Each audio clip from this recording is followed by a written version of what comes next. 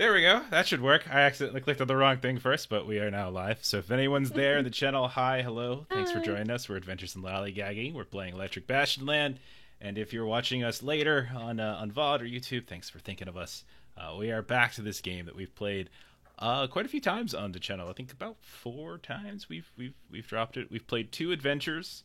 One of them was kind of a one-shot with monstrosities of surrealism, and then the other was like a multi-part sprawl, almost like a dungeon sprawl of a crazy meat and cheese factory. So if you've not heard of Electric Bastion Land is a game came out just a few months ago, earlier in 2020.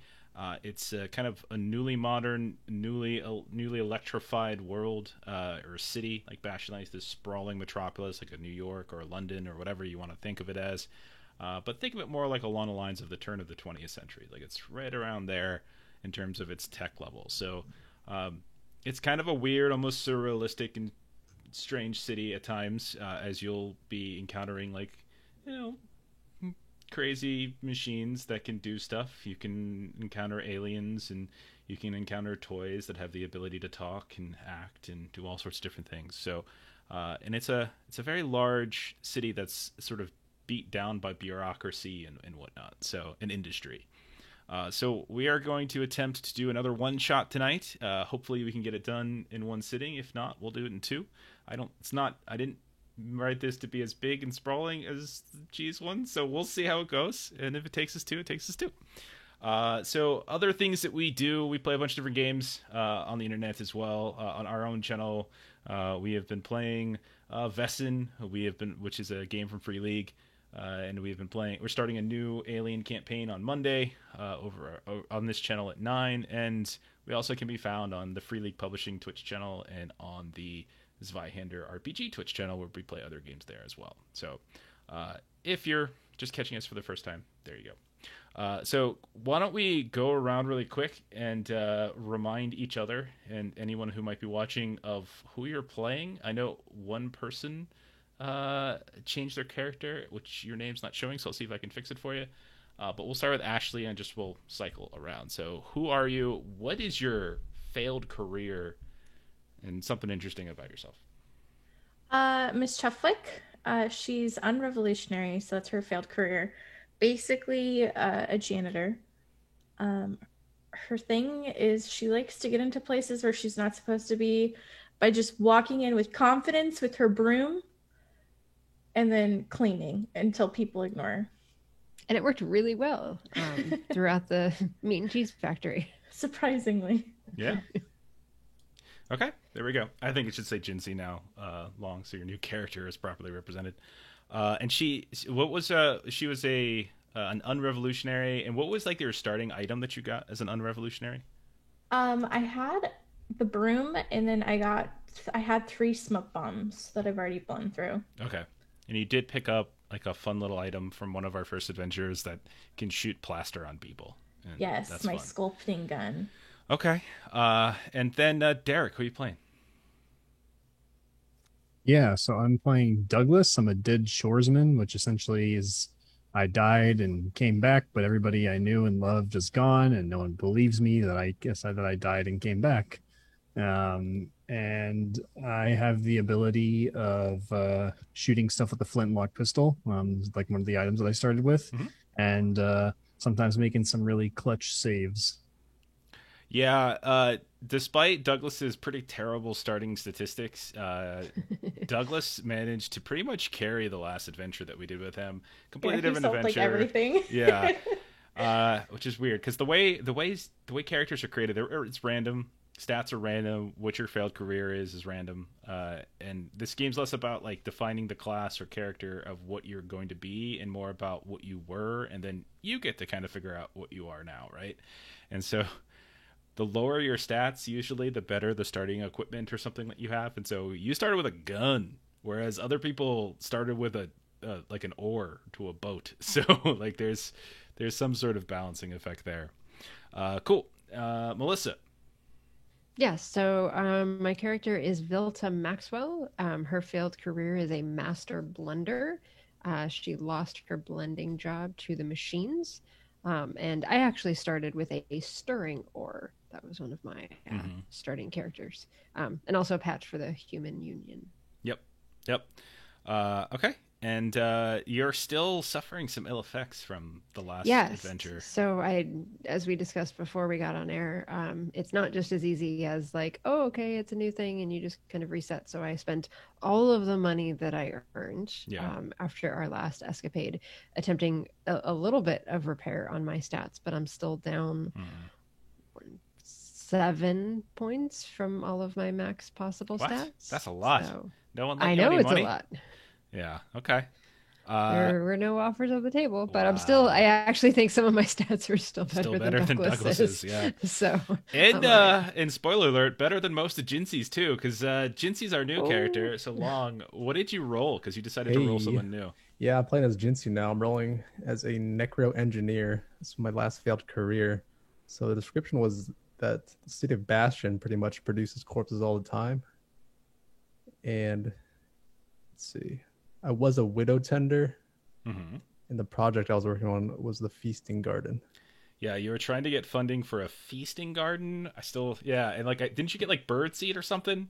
Yeah, I got a sack of carrion seeds. Yeah, so there's just all sorts of like these wonderful little quirky items that you can get at starting, when you start your characters and such. So it's interesting. We have a person who died but came back with a dead shoresman, and then we have a person who deals with corpse removal, and Jinxie. So. Good times. And Jinxie, didn't you get like an umbrella or some random thing? Yeah, I do have an umbrella. I also start with a shovel, so yeah, a shovel, an umbrella, a bag of birdseed. You're ready to go. This should be easy.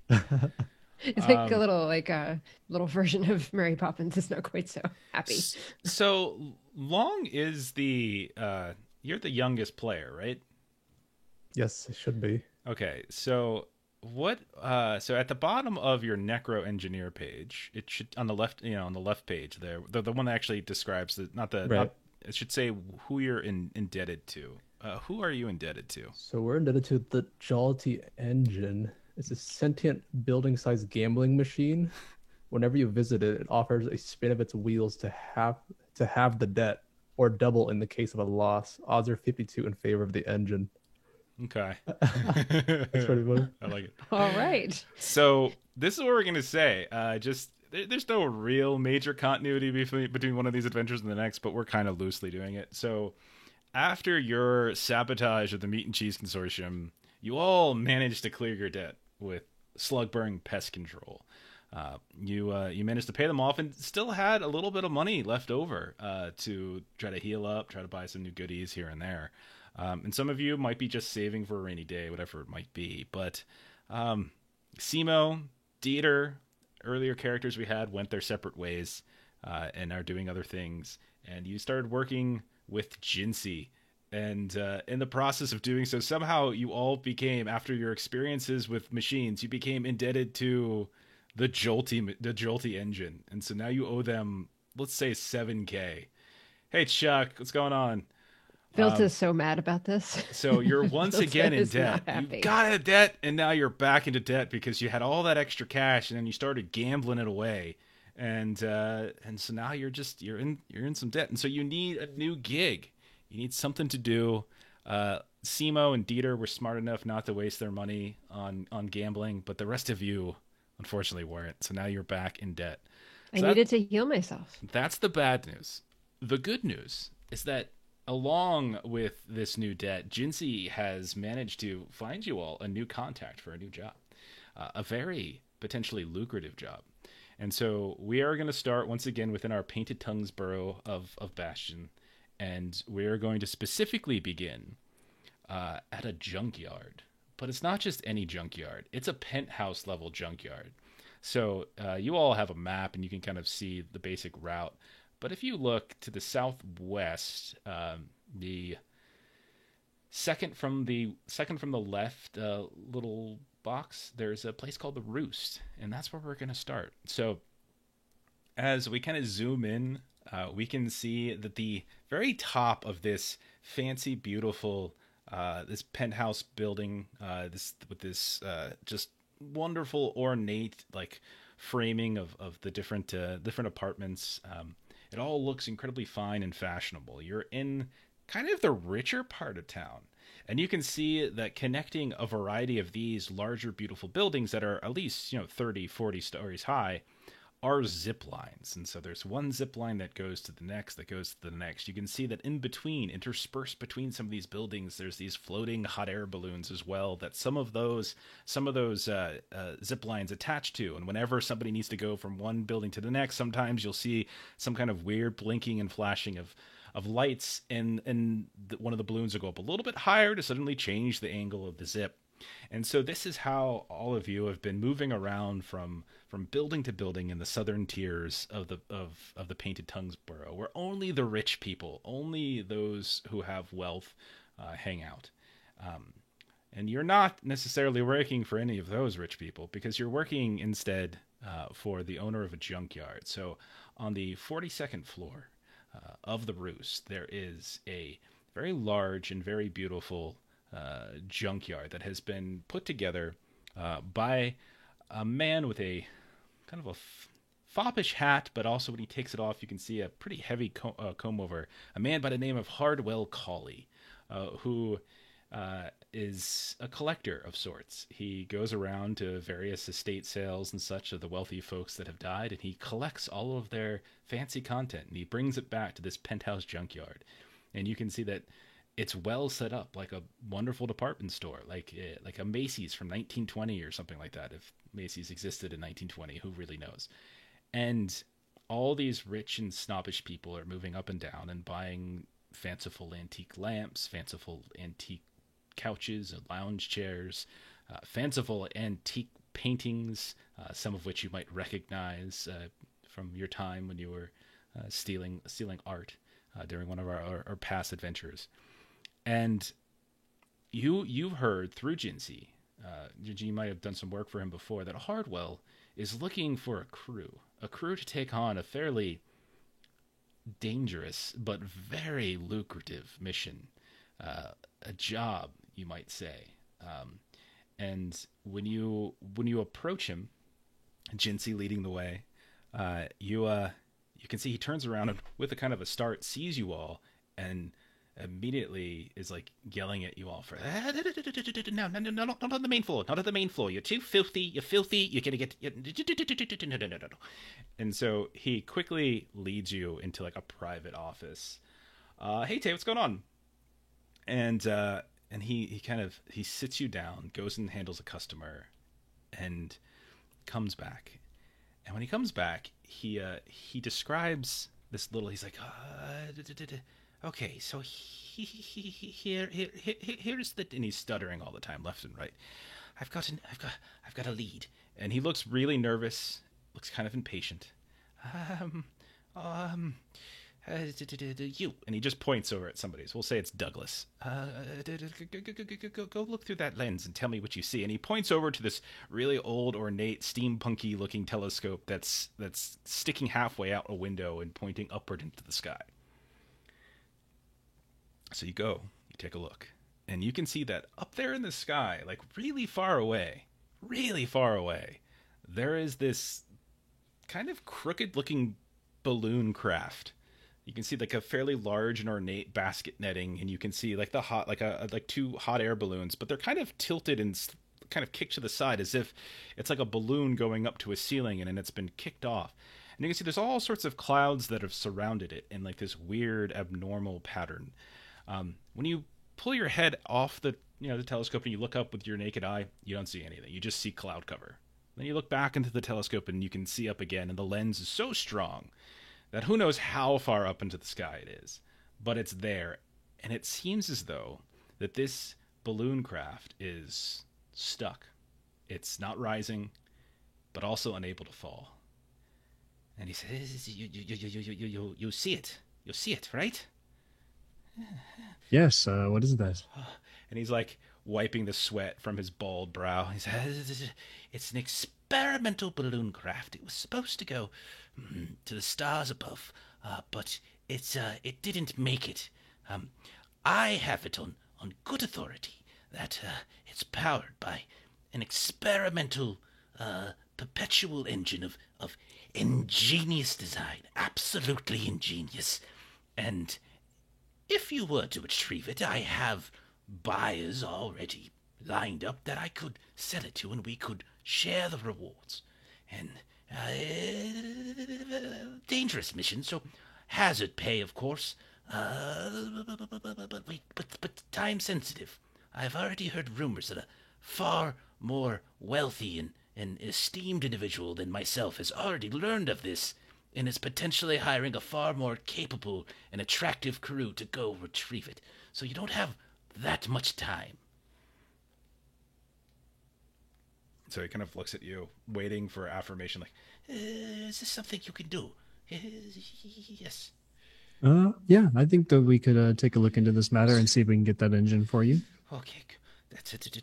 Good, excellent. So, first things first is you're going to have to find a way to go up. So you're going to have to, and he points out the window to like some of the smaller hot air balloons that you see that are interspersed between the roost and these other buildings, and he's saying, these won't go that high. You're going to have to find a different way. But I just to show you that I am as interested and as committed to this task as you are. I have a few leads for you. Two, in fact, and I don't care about the details of how you go up and come down, but here's some thoughts. Are you aware of the Air Force? He kind of looks at you. The Air Force. The Air Force? Air Force. Is anyone aware of the Air Force? Yes. I mean, yeah. Okay. Yes. What do you know of the Air Force there, young lad? He kind of looks over towards Douglas, like, what do you know? It's an armed force that deals with aeronautical stuff. Oh, don't be ridiculous. You're out of your mind. It's not what the Air Force is. Kids today. And he looks over at Miss Chefwack, an older one. Surely a woman of your age, because you are apparently very old, would know about the Air Force, yes? Yes. Could you, and she doesn't elaborate at all. Okay. So he says, frustrated by Douglas's incorrect answer and frustrated by Miss Chefwick being unwilling to elaborate, he says, the Air Force to the west is a think tank of fringe scientists and aeromancers who are within this giant metallic ball that years ago fell from the sky and is now hovering above a very large wishing well. And inside, all they do is think up all sorts of wonderful things that they could do with air. And he like points to a fan that's sitting off to the side, oscillating back and forth. Do you see that? They thought of that. If they could think of that, clearly they could think of something that could get you up there. So, perhaps. But they are, I should warn you, very, paranoid and very, divisive amongst themselves. But you all seem very suitable and capable to this mission. I'm sure it'll be just fine. The other option, you, Jinsey, sir, have you ever been to Brigglebags? Brigglebags? Yes. Sounds familiar. I've probably dropped by every now and then. Have you ever been on one of the tours? The Bird's Eye tours. Trying to find where this is. He's looking it up. He's trying to find it. Steam-powered Airbuses, sure. Yes. Old woman, you are correct again. Wonderful. It pleases me to know that someone of your esteem is in charge of such a mission. And so he explains how Brigglebags Bird's Eye Tours is as a company, and sort of like to the east a bit. Used to be a prison, but over time, some of the prisoners have reformed and have started a business to do like these Airbus tours around Bastionland, where they have like these propeller-driven buses that fly all over the place, and they give these these narrations and these recreations within the bus itself of fanciful, wonderful historical things that have happened within Bastionland. But they have flying buses, so clearly one of those could make it. So, any questions?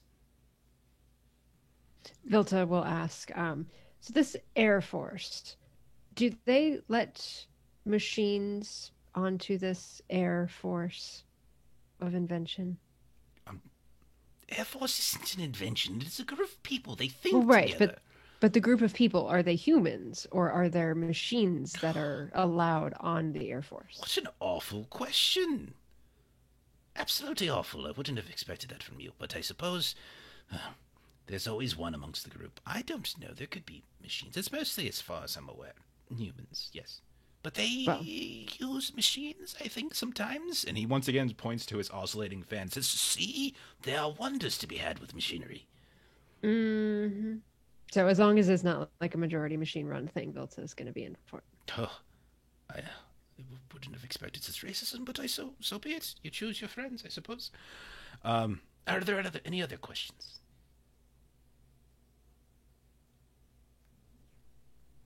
How big is this engine? You said. Oh, where did you see to the telescope? It's, I've never seen it up close. But you could look at you could look in the lens. And so if you wander over, you look up. And it looks like a fairly big, like, kind of complex-looking hot air balloon. And there's like this fairly large basket in multiple balloons. But again, the balloons are like split and going sideways. And there's apparently an engine within the kind of the basket part of the balloon. But it's like stuck on something. Okay. And return with it. Mm-hmm. Mm-hmm. Perhaps you could dislodge whatever it's stuck on. Vilta will definitely also want to go over and take a peek and just see if there's any clues to speak. You do know that it's a machine. Are you sure you want to look through it? I'm not opposed to all machines. Only just machines stupid, non-sentient ones who do your bidding. I see. She can't disagree with that. Okay, fair enough. But you look and then through. She'll look through. Yeah. Just again looking. Is there anything? So not just at the thing itself, but close by. Like, is there like a landing point somewhere that would be close by? That if no. It's way the hell up in the sky, and there's like tons of clouds that have begun to sort of swirl around them, and again, kind of moving against the breeze and such. It's sort of really peculiar, whatever the hell's happening up there. Okay. And I'll look to see if anybody else wants to look through the telescope before we go. Okay. So, and he says, and if you bring it back in good condition, fast. I remind you, there's going to be competitors. So quick, go. Why are you still here? Go. We leave. Okay. All right. Cheers. So, you leave the junkyard of the Roost, or the Roost, the junkyard, whatever you want to call it. And you have options. Like, you know that there's sort of two different paths that you can explore here. Like, you could potentially find a way to convince one of the scientists or aeromancers at the Air Force, or maybe they have something there, or there's these bird's eye tour buses and such. So it's kind of up to you. What are you guys feeling? I would think. Go ahead. I was going to say that the tour bus people might also want to steal this for another part of their business, whereas the Air Force people may be a little less likely to commercially want to compete. But those are just my initial thoughts. That's funny. My initial thought was that if the Air Force is like paranoid and divisive and like looking out for themselves, and they do research in this, that they might want that for their own to further their own agenda. We laid it in exactly the opposite place. Yeah. I like the paranoia, though. It's good. Untrusting. I mean, maybe we shouldn't tell them what exactly we're going for, because it's a crime. What excuse do we have to go that high, though? There's nothing up there, if I understood correctly. Yeah, nothing up there. Yeah. We want to take a very beautiful from above photograph of Bastion Land. Okay, and I'm assuming there's some sort of art gallery. Mm-hmm.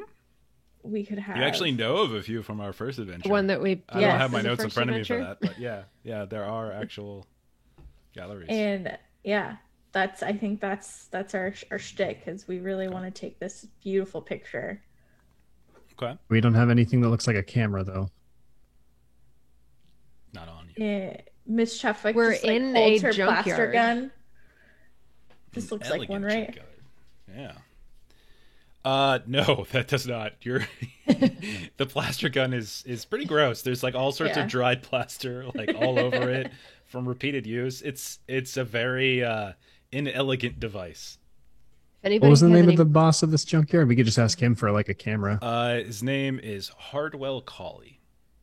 Yeah, so I'll just say, Hardwell, for our plan to have a chance at not being discovered immediately, do you have a camera that we could bring with us? Doesn't have to be functional, doesn't have to be pretty, it just needs to look the part. What is your annual gross income? I have no idea. It depends on how There much I make is- each job. There is a requirement. It's like when you go to a carnival and it says you must be this tall to ride. Well, here you have to be so wealthy to shop. You can't just lend this to us for doing this job for you? No, no, I have to keep very precise records. You never want to be audited. Do you have a disposable camera? Do you have a disposable camera? Do I have this? Yeah, this is. I can't. Roll a charisma save. See if you can get him. One of you two. I don't care which one. So Douglas or Chuffwick. Okay. That's a success. So you needed under 10. You got a 9. Nice. And he will look at the two. Fine, but it's coming out of your share. And so he kind of runs over and he gets you this, like, he starts pulling out this really old fashioned, it's like a big old tripod with like a, like a curtain and such. And there's like daguerreotypes that are clinking as he's carrying this little sack over. And this is like a bulky item. So somebody can go ahead in their inventory and drop a bulky camera and daguerreotypes. I'll go ahead and put it in mine. I think I have decent strength. Yes, but you also have multiple bulky items, and remember that if you have more, so you don't want to. You can't carry How more many than can you 2. have? You can carry 2 without a problem, but if you start having a third, that's I don't Take the have any. camera. that's when like your Or- HP is reduced okay, to you 0. can have it, Douglas. Okay. Cool. Yeah, I'll take it. Okay. All right. So you've got this camera, and you're going to try to use this to convince somebody to take you up very high, and that you, Yes. so you can take a very beautiful. Yes, Sure. picture Okay. of Bastionland. Okay. On a cloudy day. Okay. So then the question is are you going to the Air Ambient. Force or are you going to the tour buses? How does the Air Force move around? Do they use hot air balloons or? No. Only thing you know about them is that they are scientists and proposedly some sort of like magician airbender types that are just like really, they like air and they just do stuff with air, and they have this big old metal ball that fell from the sky years ago, and they just work it's like a think tank on the inside. It's just like an academic think tank where they're just thinking up commercial and other applications for air stuff. They might have a What if they could give me something I could walk on the clouds? Hey, Crouch Couch, how's it going? Jesus, that voice. I think Not we get gonna be a able to flying talk tour bus tomorrow. up there. That's what I was thinking. So wait, say that again, Long? I didn't hear you. I was thinking we get a flying tour bus up there. Okay, so we've got Somehow one vote for either tour convince bus. or hijack one. So I think Derek's vote was tour bus also. it says 2 votes for tour bus. Yeah, I also where's think tour bus. Chuffwick land on this?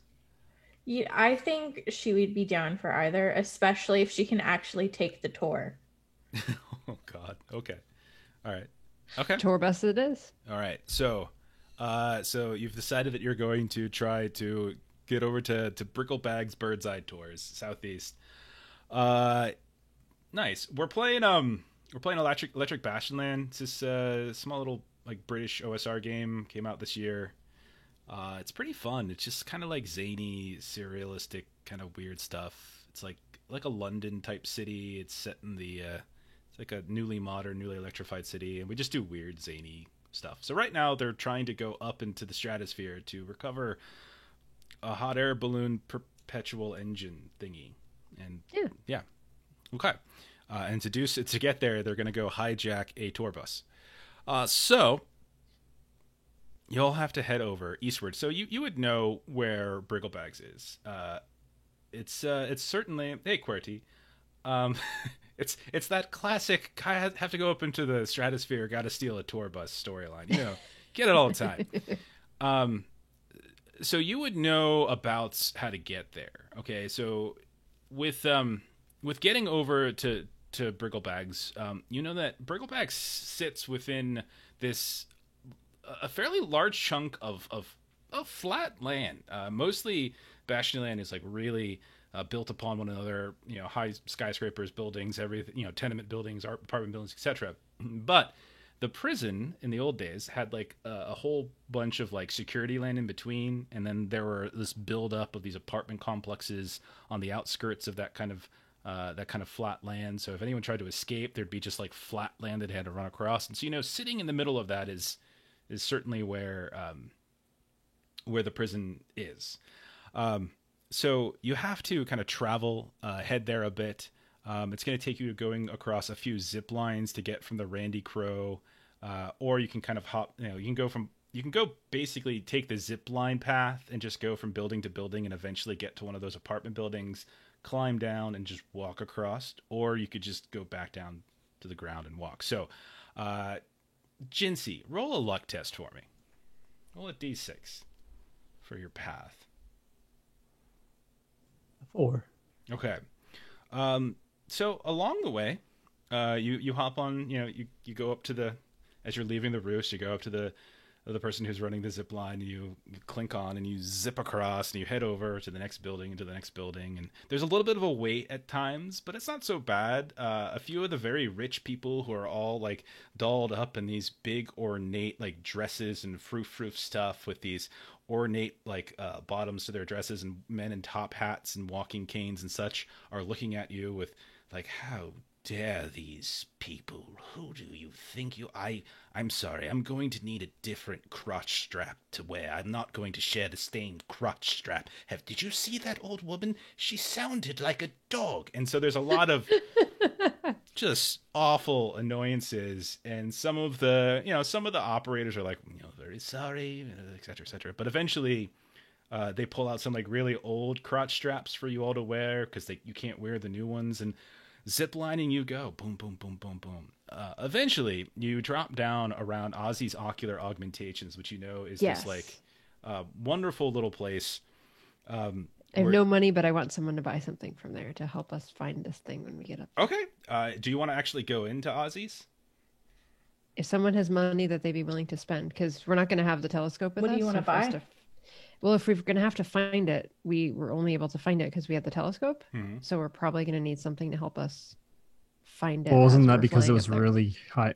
Oh, I see what you're saying. Well, didn't we notice like a cloud formation or something that we could just fly toward? Yeah. And when you look up with your naked eye, it just looks like a cloudy day. Like, it just looks normal. It's only through the telescope that it looked at all like strange. Everything else looks normal. But you can go inside. When you start climbing down the building, going down these different staircases to get to the ground floor, there's this whole lot that's just sand. It's just this giant sand. There's no grass. There's no vegetation whatsoever. And in the middle of that, there is this like round domed building, and you can see the metallic framework, the like lattice work underneath. It's almost like you ever go to like a playground and there's one of those like, it's not a jungle gym, but it's like a dome, and it's like bars, and like people climb on top of it. Kids break arms. It's like an awful thing, and like no one should ever climb on one of those. But that's what this looks like, except there's glass panels in between. So it's like a half dome. It's like Epcot got split in half, and you can see that there's these two blinking eyes that you realize now are parts of these glasses, these purple pink blinking neon eyes. And you go inside.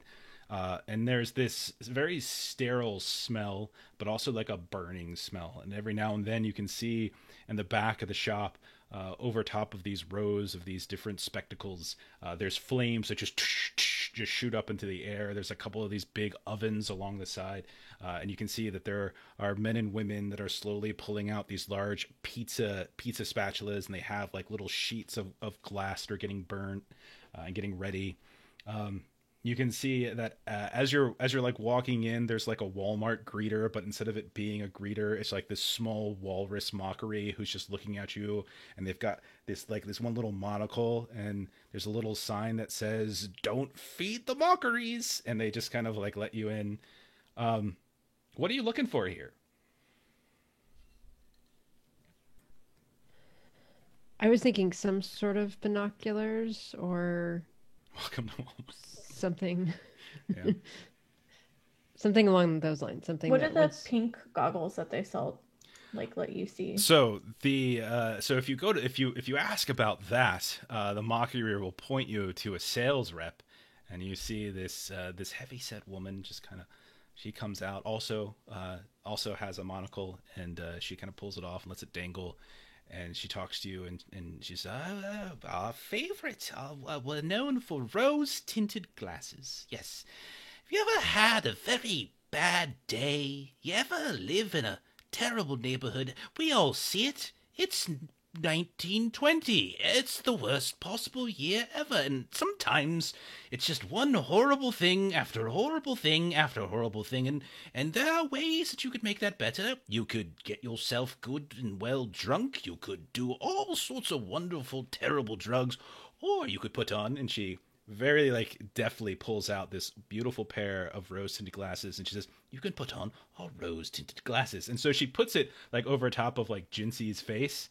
And Jinsey, all of a sudden, this fairly, and I'm sorry to be mean, she's fairly heavy set, not the most attractive woman in the world, and no one in here is particularly attractive. You look at the walrus; they're kind of gross and slimy. You look at some of the guys that are pulling the pizza spatulas out of the ovens; they're also kind of gangly and icky looking. They look like Ichabod Crane types. And suddenly, you put it on, and everyone's attractive left and right.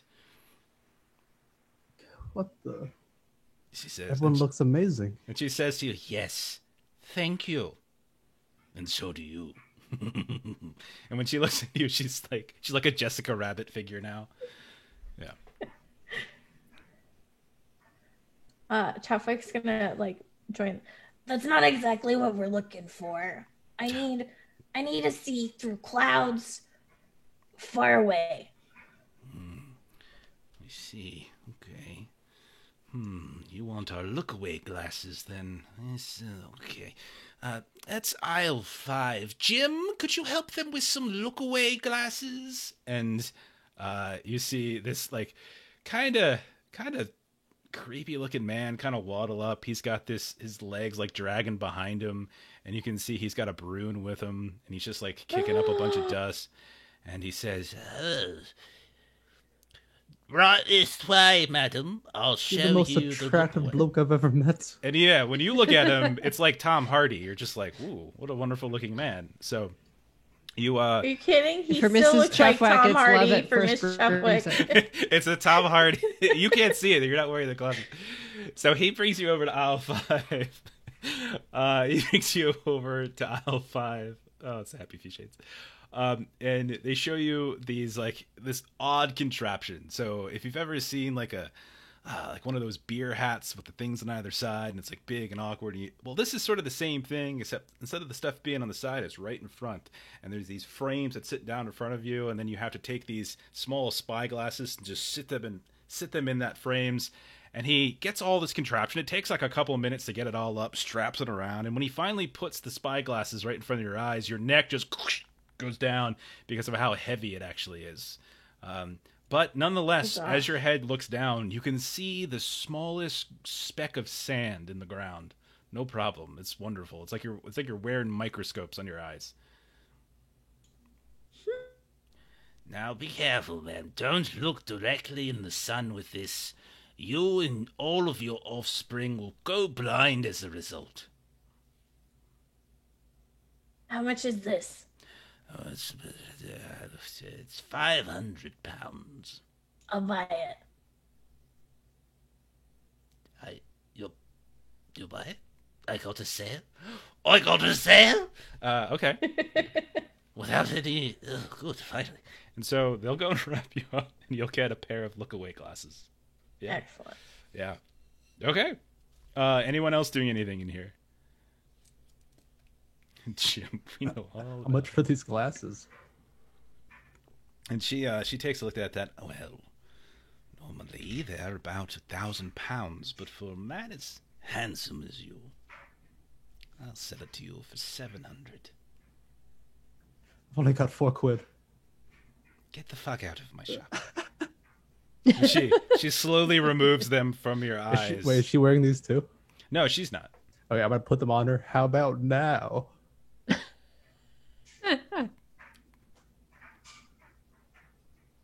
Get the fuck out of my shop. Jinsey doesn't change for her at all. Well, Jinsey's already smoking hot. But no. Sorry, that's a lot. That's I think it's gonna go all the way down to Yeah, I You can't don't get have 600? No, he I doesn't started- because he wasn't there. Remember? Yeah. He's Oh, brand yeah. new. Oh boy, Miss Chufwick loves her man with a broom. Nice. Okay. Anything else while you're here? Okay. If that's the case, That's it. Yeah. you've got your look-away glasses. You make a note about the rose-tinted glasses that you could perhaps come back and buy. This is a very specialty, expensive shop that just makes very unique glasses. When you look around, there are no normal glasses here. Like, every set of glasses does something. So, yeah. So it's something to make a mental note back maybe after this job when you have all sorts of money for selling that perpetual engine. All right, so you hop out.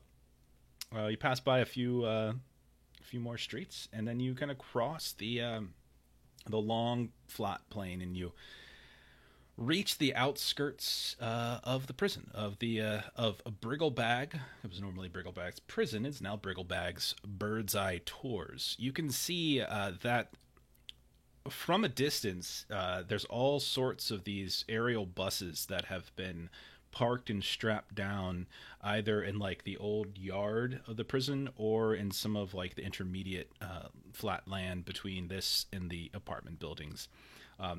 You also notice as you're walking over that there are these sounds of like birds every few minutes coming up overhead. You just hear like meow, meow. When you look up, you can see that there are these other zip lines that you didn't notice. They're attached to some of these other apartment complexes to the north.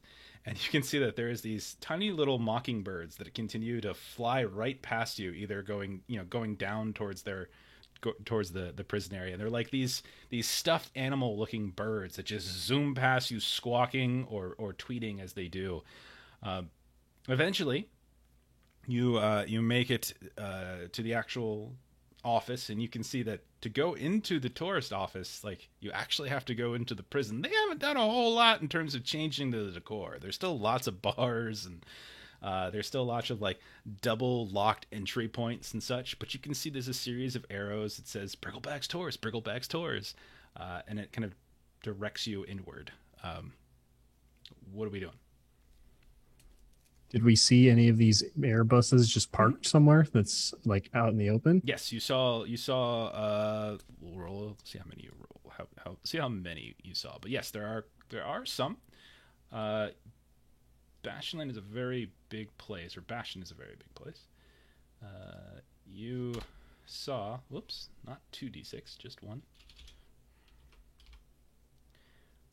You saw 6. So there are 6 that are parked around between the old yard, but also the some of the more open space. Is there like security watching them? You do in fact see some fairly hefty looking folk moving around. They have these big clubs in hands. They've got like old fashioned striped coveralls here and there. And they're just like wandering back and forth, smoking here and there, taking a drink. You can see that there's these stuffed animal birds that are zipping back and forth from one place to the next. A few of these buses are getting like hosed out here and there. You can see other tours are getting left, are getting let off, and like these like old women with like walkers like are like really kind of confused about what the hell just happened in their lives. But yeah, you see a few. See if they're offering private tours. So do you just ask one of these random club wielding folk, or do you go inside the office? Oh, let's go inside. Okay, so you head inside the office, and you kind of follow the arrows. Is everyone going in? Yeah. Okay. Yep. So you go inside the office, and you follow the arrows, and so like arrow leads you one way, then it kind of leads you another. You open up a kind of a row of bars. You go through that, make a right. The bars suddenly close automatically behind you. You turn around and you realize the bars just closed behind you, and then it goes this way and it goes that way. And after about 45 minutes, you realize you've been wandering about within a prison, and like the doors are constantly closing behind you, and it almost feels like you're kind of rats in a maze. And finally, you hear an overhead speaker come up, and you hear kind of a gruff male voice. Can I help you? Looking for a tour, oh yeah? Yeah, for the 4 of us. Yeah. Okay. And how much can you pay? We were wondering how much the tours cost. That's why we walked in, but then... The tours cost exactly as much as you can pay. I've only got 4 quid on me. That's not enough. Have more. What else you got? Start emptying your pockets. Let's see what you got. Chuffwick will pull out 50 quid. Okay. It's a good start, old woman, but what else? Keep going, have more. Vilta will pull out her oar. All I got. You hear, Keep going, let's go. I'll also pull out 50 quid. okay. I don't know. Maybe a few more hours in the maze will get you all to loose those pockets a little more. And then you hear like a little squeak as the speaker goes off. So we're just being extorted or shaken down. Yeah, basically. Wow. Yep. So you go and you check like one of these other jail gates, and it's locked. You go down to the different hallway, it's locked, and you're just kind of Chuffwick's stuck gonna here for a start while. cleaning. Okay. Like it's gonna be like at a restaurant when you forget your wallet and they always joke that they're gonna make you wash dishes. She's just gonna start cleaning. Okay. So you do that. you hear like the intercom come on, and like you accidentally overhear it's like someone like, this old broad's cleaning. Oh shit. And then it turns right back off. And so you guys just kind of sit around for like another hour or so. And then it'll kick back on. Okay, all right. Now, did you find anything else hidden in the pockets? Found some animosity towards you. I certainly know that much. Yeah, I reach in my pocket and pull out my middle finger. Yeah, I got one of these. Oh, we've got the salty crew here. You don't want to do that. Old Bringo's gonna be very upset. And that's when you look need down a the hall mop. and you see like this big old dude, like with one of them clubs, just like suddenly looking down the hallway at you from behind the gates. A mop. He's like, we don't got no mops. What do you mean you don't have a mop? We ain't got no mops. And so you hear the gate over by Bringo suddenly opens up. So it's like tick tick tick tick tick tick tick tick tick, and this like 6'5", like 380-pound man with a big old club that's the size of Jinsey walks into the room, and he says, "I'm here to collect the fee." Oh yeah, we were told the fee was only 100 quid. Happy to give it to you. For one of you. I don't remember that being said.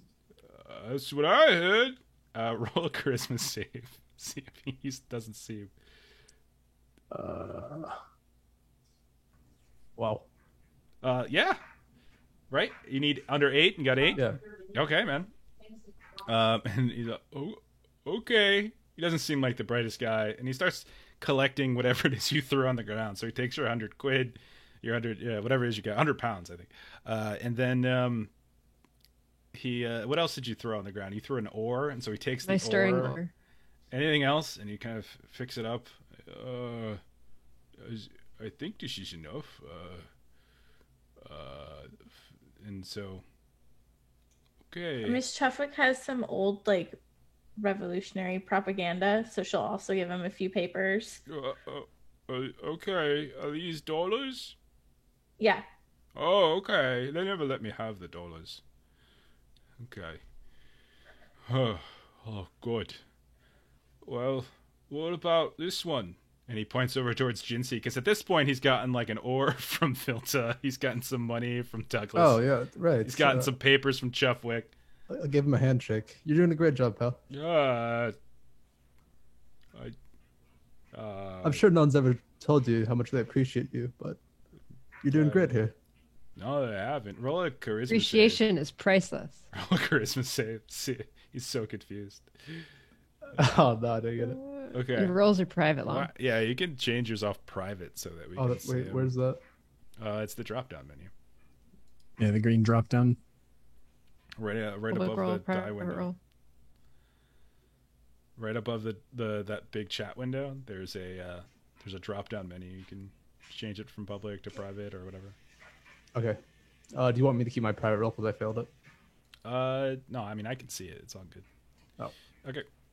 And so, okay, thank you, but I'm gonna need something to bring to them. I'll give him $1. And he's like, this looks different than what she gave me. I don't think this is a real dollar. And he hands it back to you. You got any more of these? And he holds up all the revolution. Miss Chufwick has more papers, Okay. so she'll hand them to Jinsey to give to him. Okay. All right. Okay, this is Pass it along. how much is this? 50 each.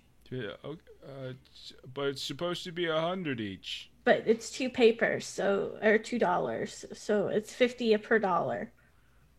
Okay. So it's $100. Okay. He looks so confused. All right. Plus the ore. Don't forget the ore. Right. Priceless. It's priceless. It's got to be 100 pounds though. It's 100. Miss, But she said it's You're doing priceless. but like in her heart, but actually it does have a price of 100. Mm-hmm. And Miss Chufwick will pat his chest and be like, So, and loop her arm through his arm. so where's the tour? Can you lead me? Yeah. Okay. And so he does. he's got one arm, kind of like he's got an oar, a bunch of random papers that are worth absolutely nothing, and he's got this old woman under the other, and he leads all of you outside and over towards one of the tour buses, which is currently loading. And he says, "Okay, just go get in line and with them." And yeah, it kind of escorts Mrs. Chuffwick to the back of the line. Mainly, you're seeing just a bunch of older folks. You see a few people that are, they look like out of towners. Like they're a little eager. A couple of them have fanny packs, that kind of such. And the about half the bus gets filled. You can see that these are double-decker buses. And there's these massive propellers that are on top of the roof that aren't spinning currently. But as you get on, you notice that, first of all, there's another person dressed the same way that Bringo was, who's got that kind of the striped clothing, the black and white striped outfit. And they seem to be like the pilot. And so as you walk by, he just kind of looks up at you and goes, and then you wander past, and you can see that there's another one of them as well sitting right behind him that's got a little navigational chart. It's got this overhead map of different boroughs of Bastion, and it's got little red X's here and there. And they look up at you, and the woman's just like, and then you're escorted into the back where there's just a bunch of school bus type seats. There's no comfortable seats whatsoever. And you can see, strangely enough, on a lot of the ceiling, there's these channels, there's these little tracks, and every so often you watch as this like stuffed bird just flies past, connected to it, and they seem to be like responding to some of the people, and so you can see like this blue fur kind of jay that just kind of goes up to some old woman, and it's like, sorry, we don't have martinis on the flight. You're just going to have to drink whatever you got. It's fine. Just relax. The in-flight movie will be starting shortly after takeoff. And so there's like 3 of these birds that are like zipping all over the place, and you can see that there's 3 of these folks that have got this striped clothing on as well. Hey Adam, how's it going? But you find your seats. Do you want to sit in the upper level or the bottom level? What do you guys think? I was thinking sitting somewhere that's got as few people as possible so that we don't look too suspicious. It's not open top, right? No, it's not an open top. Just windows. Okay. Yeah, somewhere near a window. Okay. No problem. So you go ahead and you try to... I almost typed my own name out there. Okay. And you go ahead and you find your own seat and away from some of the others. And after a few moments, you hear one of the squawking, like this squawking black feathered stuffed animal looking creature with like a shaved head and a really big beak says, make sure your seatbelts are fastened tightly. Thank you. And you can see that there's like a little stitched name tag that says Buzzard. Then all of a sudden you hear as this propeller on the ceiling begins to spin, and moments later you have taken off, and it's like everyone go ahead and make a strength save, as this is not a wonderful takeoff. Ooh. Failed. That's a cool little camera. We all did. did. I like it. If only I had all of my strength. If only your people weren't so selfish with their bonus cash. Okay. Is that a nat 20? Did you just crit fail, Jincy? Are you dead? Oh, is that a thing? Yeah. I mean, in this case, it's not going to do anything. All right, so every one of you go ahead and take a point of strength damage as you get a little bit nauseous going up. Not HP, straight up strength. Just straight up, just take it from strength. As you're... Oh God. And after maybe about a 15-minute takeoff procedure, a couple times you had to dip back down and nearly land again, and then take off again, and then you saw one of the dudes in the striped shirts climb out a window up to the top, and like you heard hammering moments later, like clink clink, and like cursing and all sorts of things, and climbing back in. Finally, you are up into the skies around Bastion. What are you doing while this happens? What are you doing on the flight? What's the plan? So, I guess we'll scope out these like pilot and this navigation person, what they're doing on this bus. So if you start moving up, you can see that a few of the birds have started to do like these little tours, and they're pointing to different aspects of the town and things that have happened. And they're like, if you look out of your left window, you can see the avenue where a large, strange monstrosity kaiju rampage through the streets, killing all manner of bohemian artists. And you can see that there's a little name tag on this one, and it's got like it says Robin, and they're like kind of multi-modeled color. But when you go up to the front, one of them is just flying, so hitting all sorts of different gears and the actual stick and everything, and then the other is navigating and sort of pointing like which way to go and such. It's a very slow moving vehicle. So these weird doll birds are doing the tour?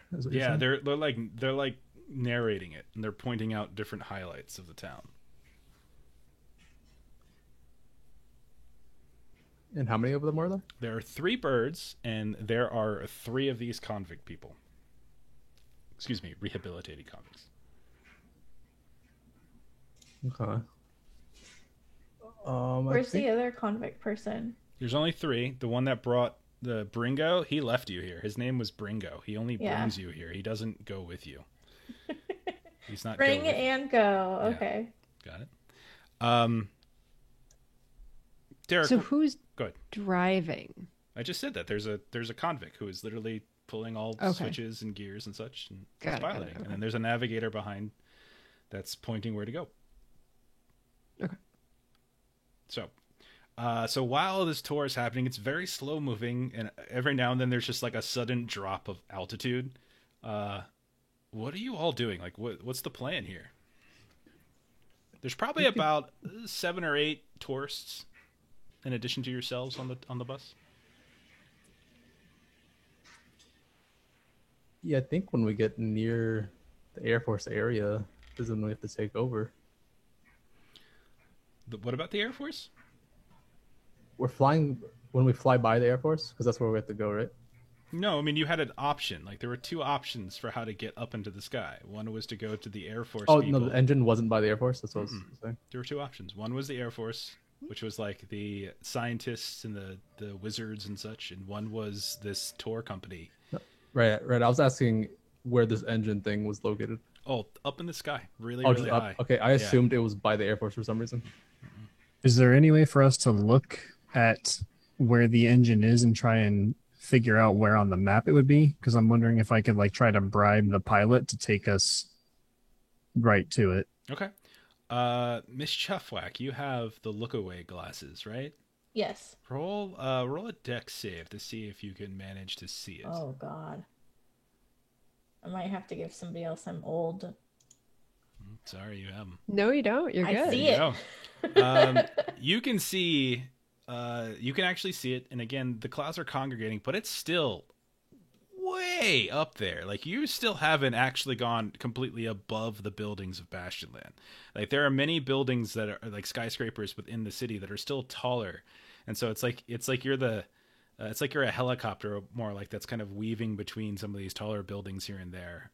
They try to go higher every now and then they plop back down. Then they go higher, et cetera, et cetera. But like, you can look up there and you get a general sense that it's sort of over Bastionland.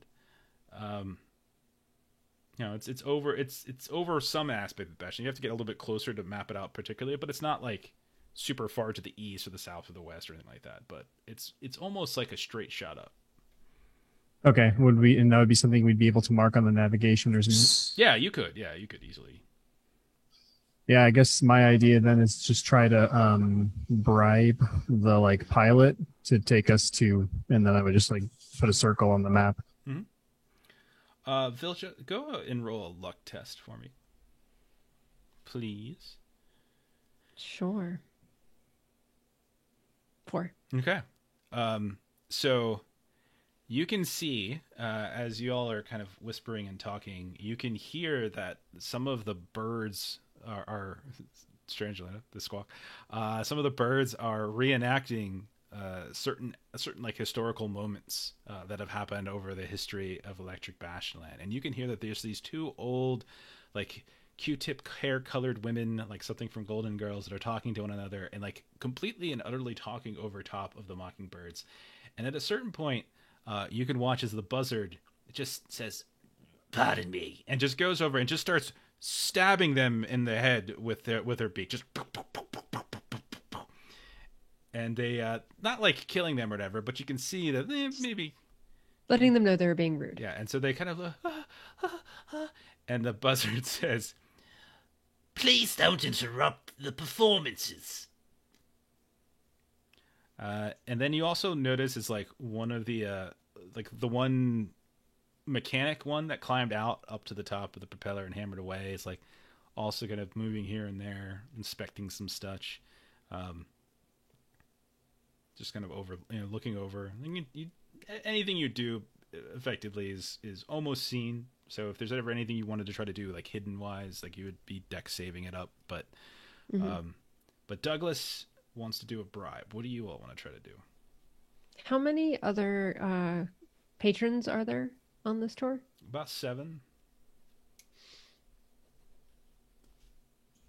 Miss Chuffick wants to talk to like the mechanic guy. Okay, so you go up to the mechanic. So, how high can one of these buses get? And this is a big kind of hulking dude with a fairly large gut. Oh, madam, yes. Well, we haven't tested it very high. We've managed to get it above all of the buildings of Bastion, but... He's a very eloquent spoken man. Really contradicts the whole outfit. But I assure you, it can go as high as it needs to. Now, And she'll have her glasses. Okay. The Is there look-away any way- glasses. Oh, Yeah. goodness, Put those down. Those things are huge, by the way. Yeah. Like they're like multiple feet long spy glasses. Like you're wearing 2 telescopes on your eyes, so it's not the type of thing that you just whip on during conversation. She'll just like hold them up then, like Okay. yeah. Is there any way we could get higher? whatever for. I would. Obviously, I'm an older woman and I might die soon. I would really No, you most love- definitely will die soon. Yes. I would really love to see Bastion Land from as high as we could go. The city's name is Bastion. The game is Bastion. Bastion, Yeah, excuse yes. me. The land of You Bastion. want to go higher, you want to get an aerial view. Now, Bastion is a very big place, as you know very well.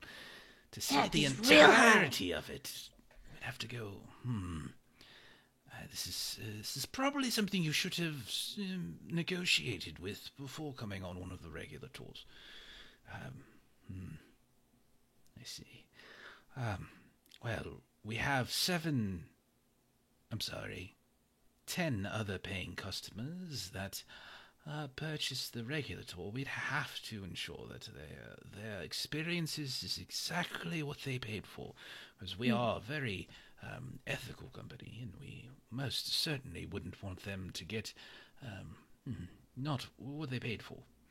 So, perhaps later. That's what I'm saying. Okay. And she'll just be like, Oh, thank you. I mean, without like bribing them or something, he's just Yeah. gonna say no. So, okay. And you saw like he's got like stitched into his shirt it said Edmund, so his name is Edmund. All right. okay. What do you want to Pass that information you spoke with the engineer along. Yeah, I let you guys all know. do? Okay. I'm gonna use that info after Douglas tries to bribe. I'm gonna little like rumor along the tourists and be like, they're not giving us the full experience. There's this spot that they can reach, but they're not giving it to us. Okay. Douglas, are you going to do the bribing by yourself, or was that going to be a group effort, or is everyone on board with that? I'm on board to bribe, but I did spend all of my money. Okay. You only I had have- 50? I have 50 left. Yeah. She Okay. bought the lookout glasses. Yeah. Oh yeah, that's right. Yeah. Yeah, and I don't either because I got my stats back up. You need to go see some specialty healers. How much money are you trying to bribe with? Well, I mean, I have 500 pounds, but my charisma's not great, and I have a feeling it's always going to result in a charisma roll. Oh, right. It I will could most likely be a charisma. I could take the cash and try and bribe in your place. Okay. Okay. Charisma's 10. Yeah, mine's 12. Oh, So it's Jinsey, I think. Yeah, mine's also 12. Jinsey and Vilter. is it? are Okay, yeah. Then definitely most- Jinsey. outgoing Yeah. types. Okay. I'll just give you all the money then, so I have no money left. Okay. For right now, I'll join Jinsey in the Oh yeah, there's the Okay. highlight of this tour is supposed to be when we go to that really really high spot, but I think they're going to take it off this time, and I don't know why. But we should really complain. Both of you roll charisma saves for this rumor mongering that you're doing. Yeah. Oh, I failed. Okay. Damn. I guess. You pass. Okay. Meanwhile, Miss Chuffwick is listening to those birds with rapt attention. Okay. Nice. Filter, roll a luck check. How much money did you give me? 500 pounds. That's a 4 on the electric. Okay. So as you're moving up and down, and talking to some of these rumors and some of these doing this rumor mongering. One of the women kind of turns up and asks questions like, "Really, where is that? It sounds wonderful." You can see that like coursing over, like above everybody, like whoosh, like kind of flying on the lines.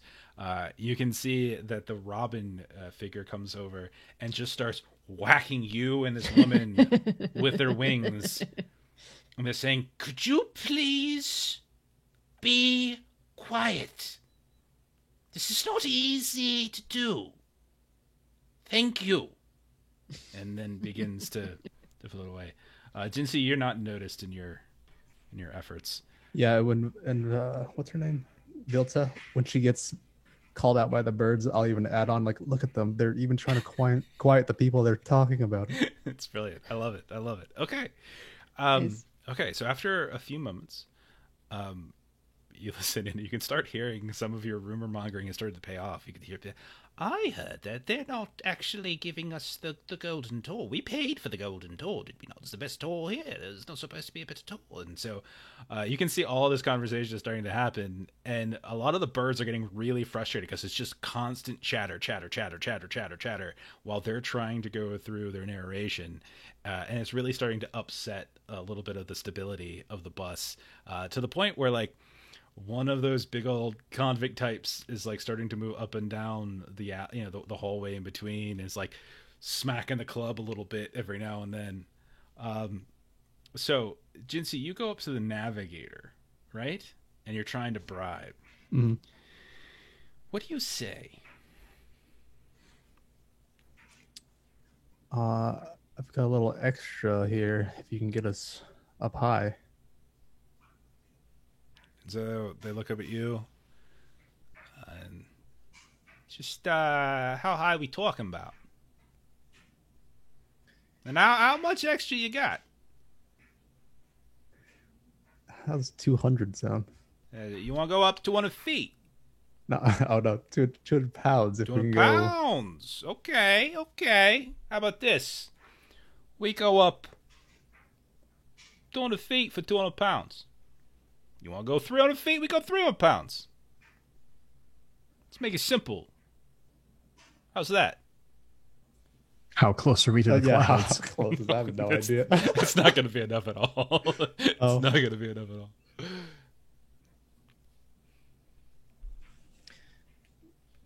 Wait, do we know how high up that is at all? Oh wait, it's like we're talking like a mile or two, man. It's like it's way the hell up there. It's like stratosphere height. Like you could see a couple hundred feet up. If you looked out the window and looked up, you could see a couple hundred feet in the air. Right. Like this is super high up.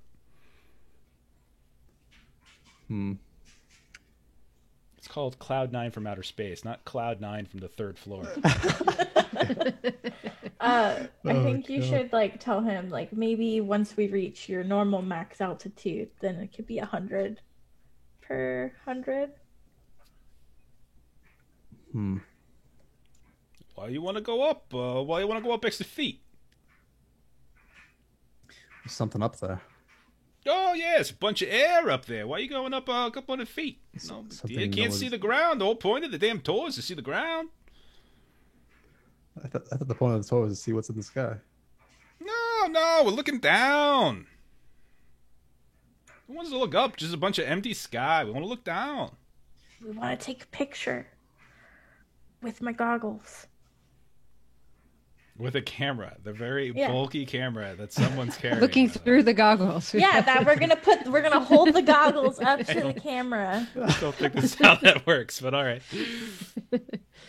Okay. So he's like, he's not unreceptive to a bribe. Right. He's really not. It's just like you have to make it work. Yeah. Like you gotta give me more, Long. What if we? Oh, you're there now? I thought you were rapturously watching the birds. Now she's witnessing. I don't know. I think you were were talking to an engineer, and then this is Jinsei's thing. I'll let Douglas be there if Douglas wants to be there because it was his idea. Vilta, but other than that, Douglas is thinking about the 3 industrial anesthetics he has in his inventory, and it just so happens that there are 3 people on board this ship. Oh my goodness, Derek, that's brilliant. I didn't even think about that. I So- didn't think about that. Yeah, That I'm was just gonna. not done intentionally, by the way. Are we like? Can I see Jinsey or hear like the where he's not really making much progress? Of course, yeah. Thanks for the sub, QWERTY. Really appreciate that. Okay. Yeah. So yeah, then for I'll sure. I'll look at Miss Chefwick and Vilta and just say like, doesn't seem like we're making much progress.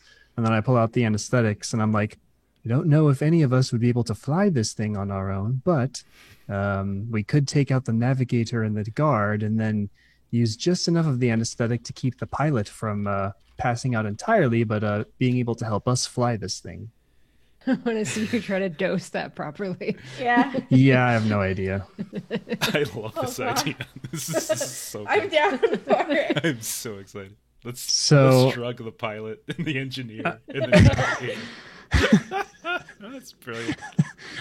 Yeah. So I know in this we just say that we do something and we do it, but I don't know, like I guess I would just wait Okay. for like people to have their backs to us and So- then try to jab them. If you're looking to jab them, so basically with that item, and I think it's in the description, if the target doesn't want this to happen and is aware, they can roll a dex save to avoid it.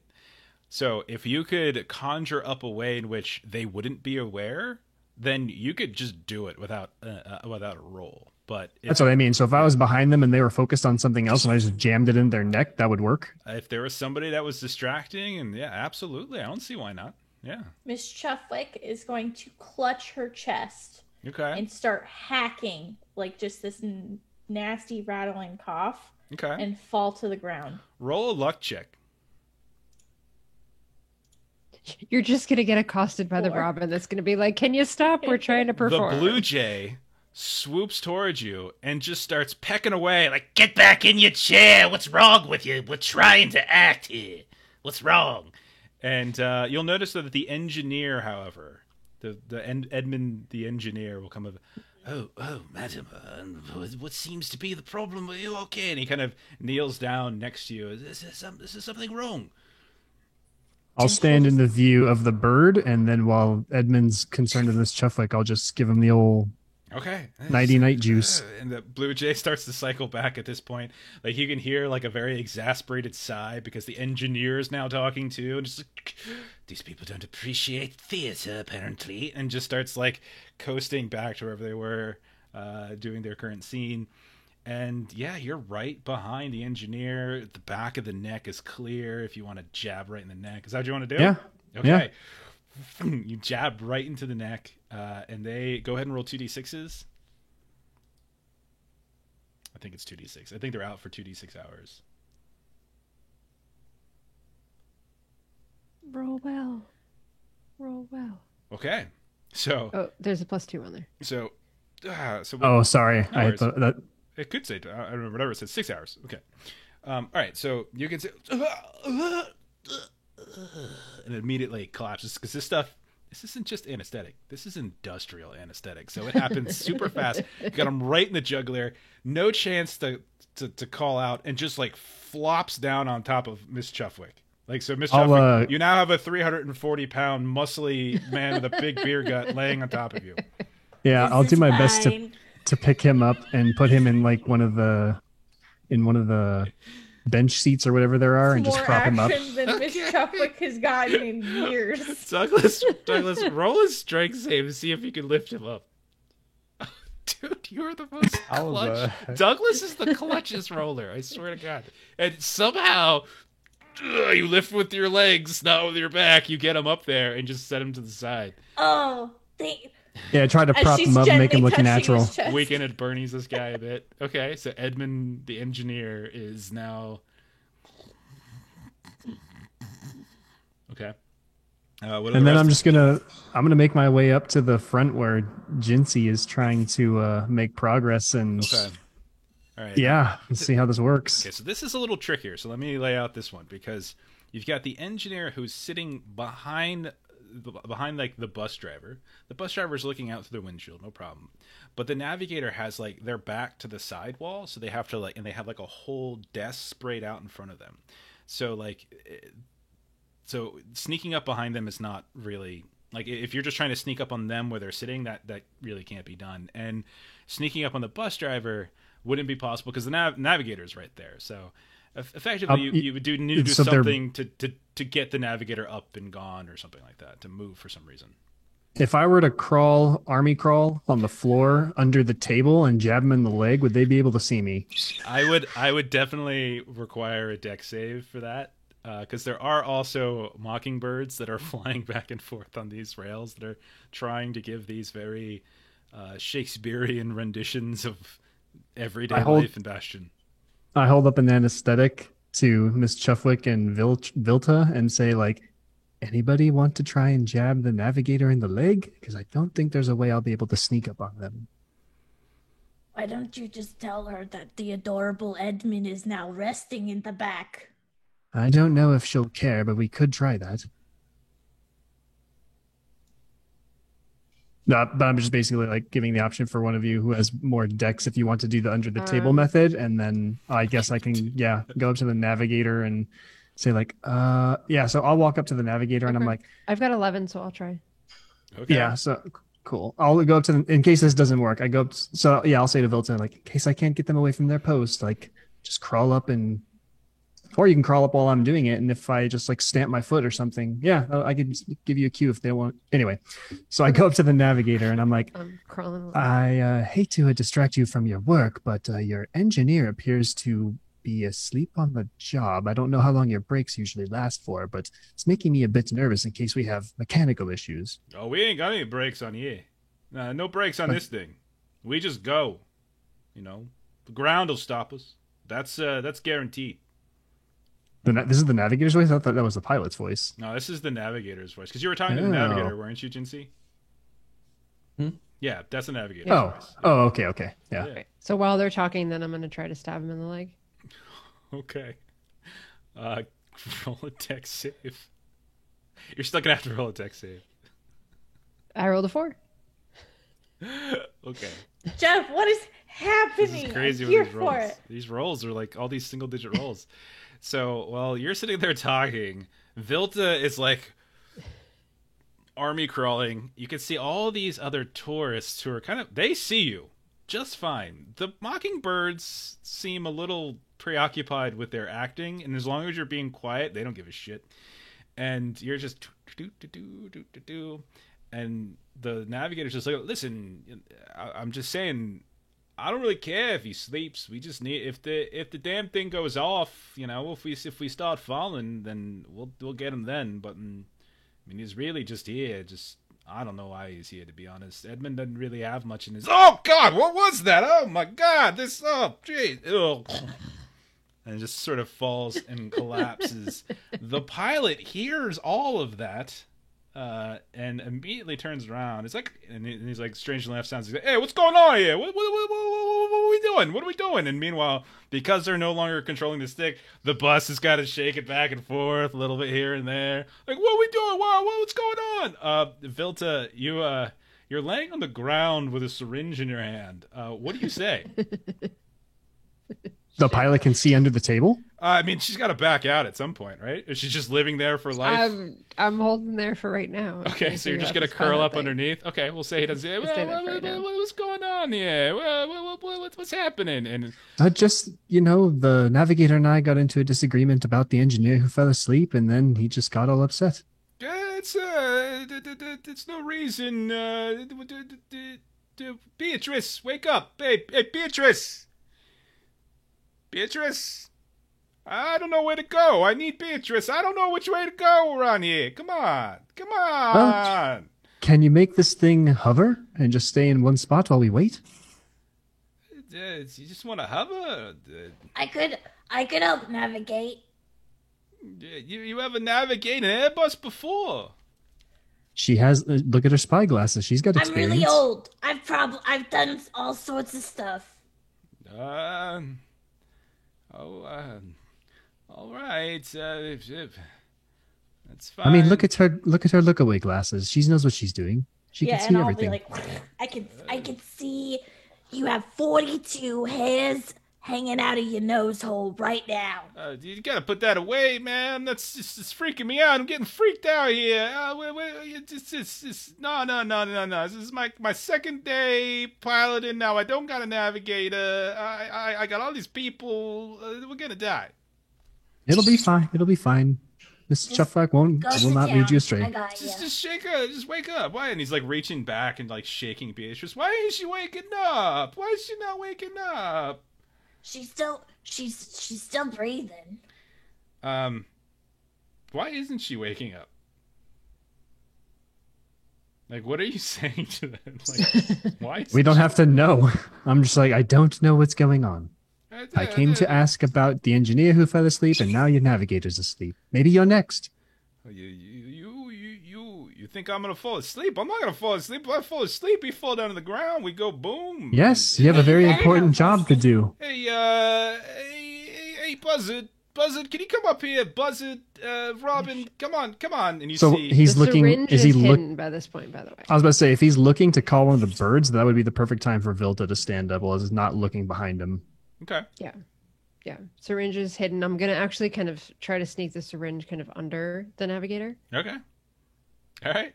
You're gonna leave evidence? Okay. She said it. So well, you they might have done some stuff or whatever. Okay, so Buzzard and Robin come up at this point. They're on their whoosh, and they're like, what do you want? Come on, we're trying to act over here. And he's like, I don't know what's going on here. Figure out why. Wake up, Beatrice. Come on. I need to know where to go. And so you can see that the two birds are starting to like poke away and peck away at this drooling navigator who's now drooling onto the charts that she has in front of her. So Vilta's gonna kind of try to do the same thing, kind of standing right there, and then kind of pull out the syringe. Like, what are you brought us on a tour and you're doing drugs? What is going on here? How unsafe is this? Okay. And trying to pass it off like, okay, that's what happened. All right. Roll a charisma save. All right. I don't know if they're going to immediately agree with this, but all right. No. No. Beatrice don't even drink. What are you talking about? She's clean. She's been clean ever since she got out. What's wrong? No. What's going on? One of you folks did this. Whoa, why are you making Beatrice? Like, we're all going to die here. Yeah. And you can see that the pilot's starting to panic, and not only is the pilot starting to panic, but the bus is starting to shake. And he calls over the third mockery. And so you can see the third mockingbird. So you've got now Robin and Buzzard and Jay are all kind of here. And there's like this big commotion. There's this syringe in Vilta's hand. There's this sleeping frickin' navigator. What do you want to do? How do you want to handle this? Because they're starting to get upset. Like, the pilot is clearly upset. I don't know if they're 100% suspicious of you guys, but they're freaking suspicious as hell. There's syringes, like there's Beatrice who's clean and like she didn't take anything. How are you handling this? Douglas is just going to say, Miss Chufflack can give us the navigations that we need. We can get through this. We just got to work together. But she's got that red thing on her head. Look at it. Look at the thing that she's got on her head. It doesn't have to stay on all the time. It's just to help her get a landmark of where we are on the ground, where we are above the ground. I'm reporting this when we get down, and so he kind of starts to settle. But you can tell that the mockingbirds at this point they're eyeing everything. Like, they're super suspicious, and so they're kind of staying up towards the driver at that point. Where are you telling him to go, Chufflick? Can I like read like whatever she has for her navigation stuff? You can kind of it's just like a big old map of Bastion, so you can kind of like tell them which way to go. That's fine. I'm gonna basically like kind of follow the plot that they have, but I'm gonna also have him increase elevation as he goes. Yeah, I mean, don't think that you're not gonna be able to convince him to go any higher. Like, you're gonna get it, like, just like. He ain't stupid. He's not like, oh yes, I'm gonna go 2 miles higher than we normally fly. You know, like no. Yeah. So like they'll go a little bit higher on elevation, but at a certain point they're just be like, no. We still got to see the bottom. The whole point of the tour is that they can see the ground, and if we're too high, they can't see nothing. So I mean, at a certain point, he's just not going to do that. Yeah. So you've got 2 of them knocked out for like 8 hours or 6 hours, whatever it was. You got the pilot still under control. You got all these tourists are freaking out at this point because 2 of the crew are asleep. Some of them think that they're not getting their money's worth. They're like, this wasn't the gold tour. And now you got the Mockingbirds who are being super paranoid and suspicious of everybody. So do we just knock out the driver and attempt to fly this thing? Or what? I think probably. The only problem is that it has to be, they can't contest it. Or I don't know what happens if they're able to contest the anesthetic. We just got lucky with the first 2 and that, it wasn't just, it was a surprise. Either that or you gotta try and knock him out somehow, I think. I don't think I've bribed this guy yet. Maybe the pilot's more receptive to it. I mean, Possibly, but at the same time, now that he's suspicious. yeah. Yeah. I mean, he's the only one that can fly, right? Otherwise, we'd have to try and see what happens. Yeah. Yeah, which I don't think that would go very well. I'm all for it. I am all for it. So We did talk about Douglas dying. Yeah, but not everyone else. Yeah. Not everyone on board. And you do have these 3 birds as well. Don't forget about them. So, and they're watching everybody like a hawk. Yeah. So what exactly are mockeries again? They're like toys that have sentience, basically. In these cases, you have these big stuffed birds. Think of like big birds, but one of them's like a robin, one of them's a blue jay, one of them's a buzzard. What happens if they get cut down from the thing that they're attached to? They can still move. That's just letting them fly. Oh, okay. They got legs and such. They can move around. So they're kind of like puppets in a way, in this case. So the tour's continuing. The pilot's freaking out, but still is listening to Chuffwick with the navigation.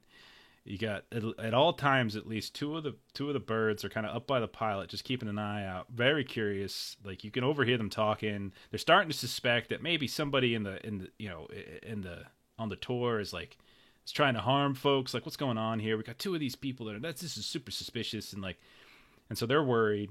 The other one's trying to calm down the tourists and kind of at least do the whole okay, over here at your left side, you can see this giant bowl of yogurt. Yeah, that's the first thing I thought of. What are you doing? I think we at just, this point, commit to this. There's no Miss Chuffwick's keeping it as normal as possible. She's leaving this up to you guys. Okay. Jinsey. Were you saying Long? I was just saying we just have to commit to this. There's no going back. We're already this far. We'd have to just go. There's no turning back sort of thing. What does that mean? They'll go with what? Yeah. We're either gonna just finish this tour as normal, or no, we're not finishing this tour. We're just gonna hijack this. Let's just go. Whatever happens, if this thing crashes or makes it. So what does that mean? What are you doing, Jinsey? Oh, we'll just take out the pilot. It's that easy. Okay. Okay. What about those I appreciate your mockeries confidence, at least. All and right. the 7 people? That's fine. Okay, so are you coordinating this? Now, I think Miss Chuffwick will probably be if you try to coordinate, Miss Chuffwick probably wouldn't really be able to be part of it because she's navigating and she's right next to the birds. But if the 3 of you wanted to try to coordinate something, you totally could. Yeah, I think us 3, we can just go for the birds and go for the pilot. Just take out however we can. Okay. So are you attacking them, fighting them, or is that what the idea is? You're attacking the birds? Yeah, if they're flying around, we just gotta give them a smack, right? So their primary goal is performing, right? That's their job. Their job is to narrate the tour. Right. So we may not need to violently take them out. There is a maybe small possibility that if we just have a longer tour and there's more stuff that they're going to be able to narrate, then I don't know. Maybe? 2 people on the crew just got drugged and there's weird shit happening. Yeah. I'm not sure. Like, that route might have been able to play out at some point, but at this point it's going to be anything you do to try to convince, like, hey, da, da, da, da, like, I think is probably going to draw suspicion to you guys. Yeah, I'm ready to Yeah. just brute force this. Okay, well, describe what you want to do, Jinsey. I'm gonna walk down the aisle to All right. the cockpit. Okay, there's no cockpit. Like, you literally just climbed aboard a school bus is basically what this is. The driver's seat. Okay, you go up to Take the it over. driver's Either seat, and knock you this got guy out with the shovel. you've or... got 2 birds that are up there right next to the navigation table. They're which just is birds. They can't do anything. So okay. You keep thinking that. Okay. All right. So you're gonna walk. You're gonna stomp up there, shovel in hand, push past these birds, and you're gonna try to whack them. mm, Okay. All right. Okay. okay, Roll a dex save.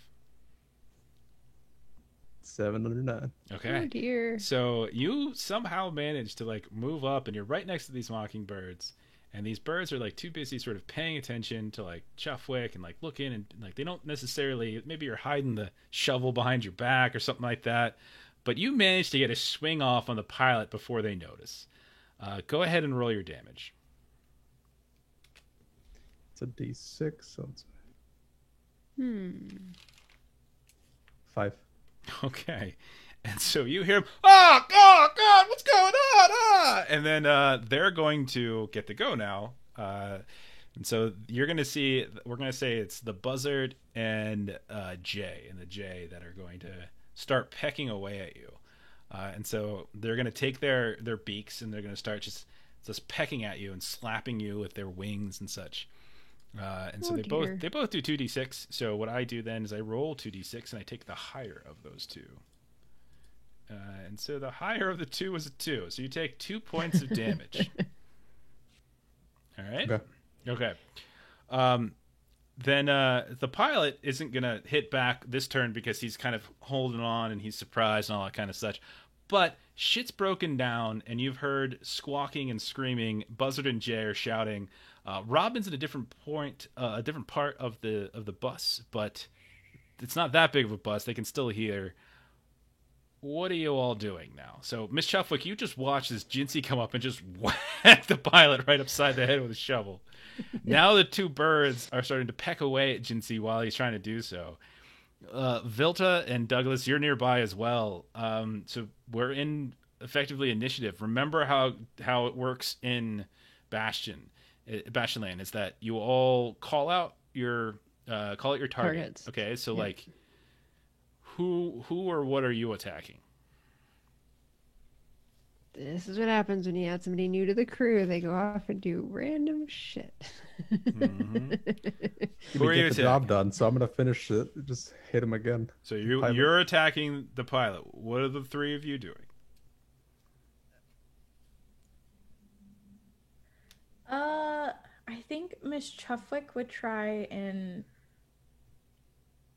calm down maybe the other people and like the other passengers. They don't seem they're confused as all hell, but like they don't seem to be like a very serious threat at the moment. Shuffle. You've got Okay, birds then- that are attacking Jinsey, and you got a pilot who's a big burly man who might turn around in this next turn and do something. And there's a bird on the other side of the bus who's probably going to be flying over here to inspect what the hell's going on.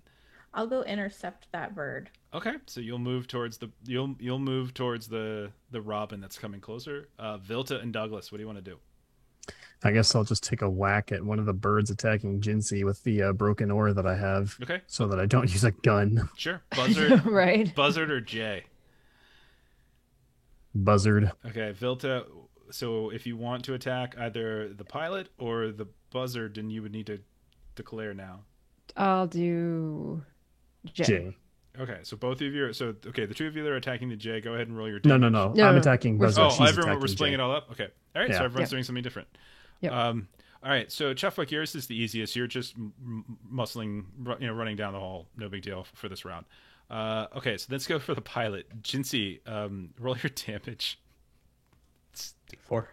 4? Okay, that's going to put him into strength. So that's Okay. So let me roll a strength save to see if he stays up. And he does not, as I roll an 18. Oh, God. As you whack him right in the back of the head once more. Or the first time you whack him in the back of the head, and he's like, "Wow, what's going on?" He turns around, and then you just like cross him right across the face with the end of the shovel, and his teeth just fly out. Blood splatters against kind of like one of the windows, and he just collapses. Roll a d6 for luck and see if he collapses onto the controls or if he collapses off. 5. He collapses.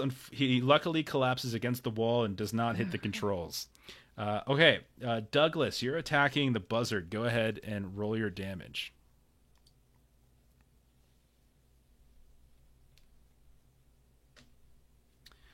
Four, is that right? Yeah. All right, so against that, that's fine. All right, that doesn't put them into strength yet. And then Vilta. That's a 1 on the J. So both of them are still up, and they're both going to ignore the two of you because they're attacking Jinsey. And so I'm going to again roll those 2d6s to see as they still are pecking away, trying to defend the pilot. And so they'll do 6 damage to you, Jinsey. How's that doing for you? That puts me at strength damage. So I'll roll the. So roll a strength save. Oh. Strength save.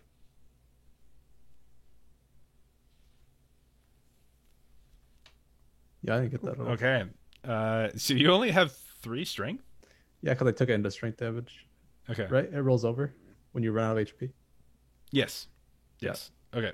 I have some regenerative curds I can give you that'll give you 2 points back. You go ahead and you whack the pilot falls down. You've been successful, but these beaks are just piercing into the back of your neck, into your face, into your eyes, and there's just blood everywhere, and you collapse down onto the ground as well.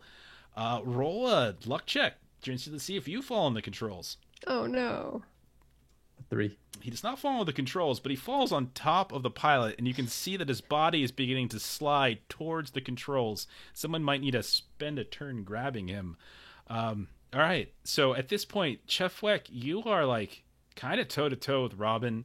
Douglas, you're on the buzzard. Vilta, you're on the J. And Jinsey is out and getting pecked to death by these 2 birds that are now turning their attention towards you. What's the plan? So Douglas and Vilta, you're up towards the front of the bus. You've got these 2 birds. Jinsey's down. The pilot's down. What are you 2 doing? I'll grab Jinsey so that he doesn't hit the controls. Okay. And Douglas, what are you doing? I'll just take another swing at the buzzard. Okay. Chefwek, what are you doing? Is he suspicious of me yet? Yeah, they can see. like it's a long bus, there but was they can blood spatter. They can see. Like it's just like they're at the back of the bus and they're just looking up towards the front of the bus. Something terrible is happening. I want to chokehold him. Okay, sure. So you're going to try to reach out and grab them. So what I'm going to say is I'm going to have him roll a dex save to see if he can avoid your you're reaching out and grabbing him. Okay. They have a dex of 12, so I need 12 or under on this to avoid it. I rolled a 19, so you reach up and you grab him by the throat and stop the forward momentum of this robin as they're trying to fly. Now at this point, some of the tourists are starting to freak out because you're right in the middle of them and you're choking one of the birds. Up front, Douglas, go ahead and roll your damage as you attack. You attack the. Ooh. That'll put 6. them definitely into strength. I need to roll a 5 or under to not take critical. I roll a 7, and you can see that the buzzard has collapsed to the ground as well, having taken critical damage. You can see that the pilot has taken critical damage and is trying to crawl out from under Jinsey. The 2 of you aren't unconscious. You just can't do anything but crawl basically. And so the 2 of you are just both of you completely knocked out, trying to get a sense of what the hell just happened. Vilta, you reach out and you grab Jinsey and kind of push him to the ground so he doesn't fall on top of the stick itself. Yep. And then top of the round, the buzzard is out. The J is still there. Chufwick, roll a strength save to see if you can just maintain the You do. You're just choking this poor Robin out. Douglas and Vilta, you're both up towards the front. Jinsei is no longer in danger of falling on top of the controls. Do both of you want to attack this thing? This last bird? Yeah. Yeah, might as well. All right, so both of you roll your damage. Whenever it gets the higher die is the damage that goes through. Get a d6. So I got a 6 damage from the sledge. Douglas. We both rolled 6s. Okay, yeah, and so you just start smacking away. This will put them again into strength. Okay, so that's going to put them at 8. I need to roll an 8 or under here. And so they have not fallen. So that Blue Jay is still up. They're going to peck away. I'll 50-50 this. We'll say 1-3. It'll be Douglas. It's going to be on Vilta. So they're going to go ahead and they're going to attack. They're going to peck away with their beak. Let me roll the damage for that. Go ahead and take 4 points of damage, Vilta. Okay. Jinsei's like crawling around on the ground. You're not in any immediate danger. And then Chuffwick, one more round. If you can pass this save, we'll say that you'll choke this. Actually, you had it for 2 rounds. We'll just say you choke them out to the point where their eyes just go black, or just like go back in their head, and they just kind of hang up on top of the track at this point. If you just maintain, if you say you want to maintain the choke, we'll just say it goes through. They don't have to roll this time. Okay, cool. Douglas and Vilta. We'll say that both of you are able to once again swing at this J and are managing to knock it out. There's no reason to roll. Like you'll definitely, one of you will definitely knock it out. So at this point, you've got two birds towards the front, the Jay and the buzzard, that are knocked out, and they're kind of conscious. Same with the pilot. You've got one more jab of your industrial anesthetic. Are you using this on anybody? No, not right now. I'm going to give both of the regenerative curds to Jinsei to restore strength. Each one restores 1 point. Okay. So you eat the last 2 of those curds that have been sitting around in your inventory for a couple days or weeks. They're probably nasty and mossy now. So does anyone? So you guys can easily tend to Jinsei at this point, so he's not in any sort of danger. But don't forget that, like, unless you eat those curds, that strength stuff doesn't come back. We should try and like lower our altitude, or like. Oh, don't worry. That's currently happening right now because there's no one at the stick. Who's flying this? Someone needs to run to that, but then we also need to get these people off so we can go do our shit. Okay. Yeah. We're probably the closest. Either I'm Douglas at the or back I. of the bus. Can Vilta just take the wheel and I can try and assist or try and help her figure it out? Sure. If there's any rolls involved in this, I don't want to be the one rolling. I think give it a whirl. It's not like you're already up in the air, so like that's the hardest part. But at the same time, we want to try to land it and then take off. Landing it. No, we're not landing. We're just like hover next, like just above or next to like a building, and make people jump onto the rooftop. So you find a building. You hover over top, roll a dex save to see if you can keep this thing steady.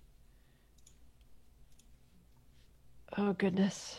We don't want to just take them with us and try to bribe them. No, just get them off. Well, you're going to roll a dex save anyway because you're flying. So just roll a dex save to see if you're... Okay. Nope. People are just sloshing back and forth like crazy. You can't quite get it to hover as like you can get it over top, like you're managing to get it over top of the building, but it's like you're circling kind of, and you're like, oh, I missed, got to turn back. And like you can never quite get it to stop. Like, how do they do this? How do they get this thing just to hover? And so you're just gonna have to like force people out while it's moving if you want them off the bus. Is that what you want to do? Yep. Okay.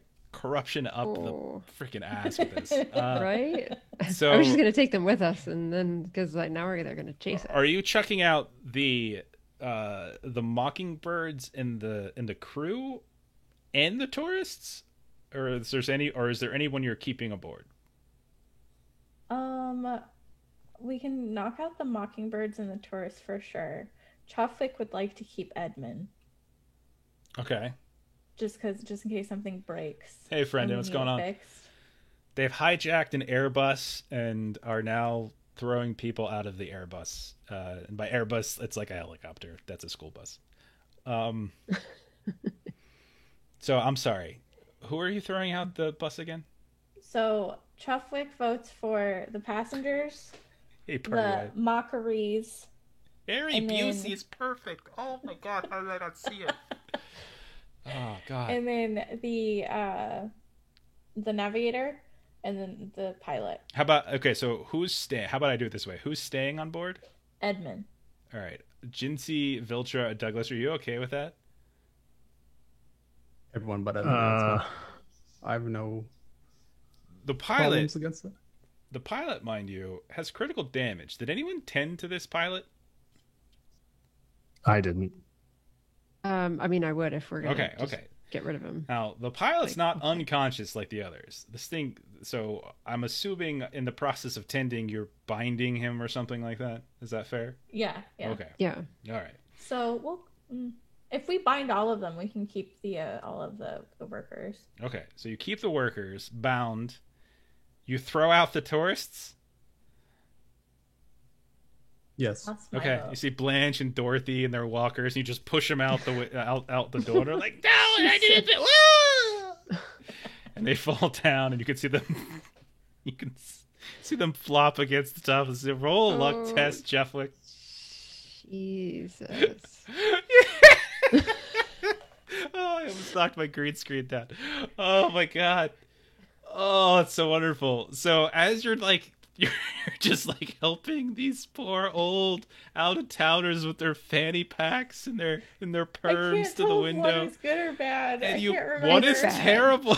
One is bad. the worst outcome. And so you just help them push. And Vilta just goes by and she doesn't stop while she's trying to pilot. And the woman just clear bounces off the side of the building and just falls hundreds of feet. You just watch her like a little thing from Warner Bros. And then poof on the ground. Oh god. Poor Dorothy. Oh, poor Well, they Blanche. definitely did not get what they paid for. These tourists just all fall one after the other. Thump, boom, boom, just bouncing off. Okay. Oh my god, I don't even think fanny packs as airbags would prevent them from dying. As they just randomly rain people from the bus onto the grounds. Oh god, okay. Now that you've killed all the tourists, what are you doing with the mockingbirds? Oh god. Oh jeez. This isn't my decision anymore. Oh god. Like after all the bad shit happens, you're like, I'm done. They're like, okay, we'll get off here. This fun. What are we doing with the mockingbirds? Is that another luck test? I think so. I think it's fun. If I throw them off, or is it the same one? All right, roll a d6. They have wings. Roll a d6. Yeah, but they're Aren't they, on like, tracks tied for on a reason. something? Yeah, I know. They're strung up right now. Roll a d6, Ashley. Okay. All right. This doesn't go as badly, but you can see that they just, as you're sweeping back over with the bus copter, you throw them out. And you don't realize that, like, on top of the roof, there's, like, these small little maintenance buildings, and they just smash right up against them. Like, it's super high. You don't realize how fast you're going on the bus when they hop out, and they just smash against it. They don't fall off the building, at least, but you're pretty sure that they took a lot of damage right there and aren't doing too well. And then you have the crew. You're keeping the crew? This is not going so well. Are you keeping the crew? Keeping the crew. Oh god, you just killed all those tourists. You're so bad. It's terrible. All right. Okay. So Why are we keeping the crew? Just I don't know. Because they're tied up and passed out. Okay. I like to think that the pilot, as you're chucking the tourists, like, oh, come on, what are you doing? They're just old ladies. Come on. Oh, no. Oh, man. That was not me. I was not piloting when that happened. I am not getting in trouble for this. I already spent time in jail. I ain't going back. Except their hands are bound. So, yeah. Okay. So, are you going up? It's time Yes. to fly. Okay. Oh my god. All right. So we'll say we're nearing the 2 hours. We'll say this is probably a good place to stop, I think. And we'll make this into a two-parter. Oh boy. Just a two-parter. I'm pretty sure we can get this done in one more part. No problem. Okay. Sounds I can't believe he just murdered You tourists. just threw 7 old women out of a helicopter. I'm also an old woman. What are you know? doing? It's insane. Oh god. Oh. I'm just waiting now for like the flying police bus to like chase us. A two-parter, much like the torsos of all those tourists. Oh my god. Just fried eggs all over the freaking ground right now. I like to think that you guys are hovering over like the exact same part of the city where you released the kaiju on, like in our first adventure. They're just done building stuff up. They got the raft, like, oh, look at this, and all of a sudden, dum, dum, dum, dum, and all these old biddies just land on the ground and blow everything up. So, oh my gosh. Okay, I'm crying. so that's part 1 of Cloud9 from outer space. You look up, you see the swirling, strange cloud as you look through your stuff, Chuffwick. You turn the ship in that direction, and you begin to fly upwards. And we'll see what happens. All right, so let's close it down. Some plugs. So tonight, if you're interested in watching some more stuff, I will be playing... Cruising for a bruising. Good. I will be playing over on Goodman Games Official, Twitch.tv is Goodman Games Official, where I'm playing with the Defenders of Cobalt. Brendan, who's in the chat right now, is part of that game, as we're playing some Dungeon Crawl Classics. So that's in about an hour. So if you want to check that out, you can always do that. Let's see. Let's give Party a Wipeout raid here. Let's get the raid going while I do these plugs.